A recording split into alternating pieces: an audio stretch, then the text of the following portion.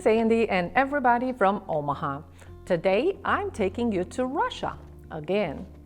After a good celebration of my sister-in-law's 50th birthday and great assortment of Russian salads, our visit came to an end. The return flight was on August 8th, very early in the morning.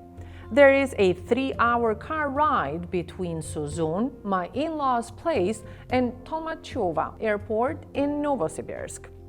We were scheduled to fly to Moscow with Aeroflot, a Russian airline, and then catch a flight with Air Serbia to Tirana, Albania, with a stop in Belgrade, Serbia. The weather in Russia never failed to surprise me, but this time it was shocking. On the morning of the flight, we woke up at 2 a.m. to a very thick veil of fog. The visibility was almost zero.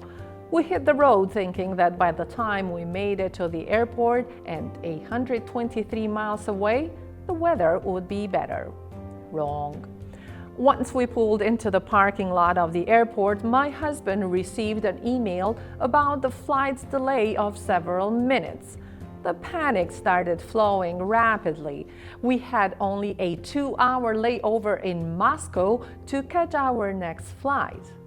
By the time we brought our suitcases out of the car, another email appeared. The delay would take 4 hours now. It was obvious that we wouldn't make it to Moscow in time for our next flight. The lesson I learned was to never fly without a flight insurance. Why? Here is why. To save money, we booked our international flight tickets, Omaha to Moscow, separately from our domestic flight, Moscow to Novosibirsk. When our domestic flight was canceled, we called Air Serbia, which was very clear. In our system, they said, it appears that you're flying from Moscow to Tirana. There is no Novosibirsk here. Plus, the weather in Moscow is beautiful. We knew we had lost the battle. Once we landed in Moscow, we had to look for new tickets and scored 4 of them for the last direct flight to Tirana that day, but to the extra cost of $1,600. We never got any money back from Air Serbia, and I don't blame them. Well, a little I do. The flight to Tirana took about 3 hours, was overnight, and halfway through the flight we went through so many turbulences. It was the first time, though, that as far as I could tell, I was the only Albanian on board of that aircraft.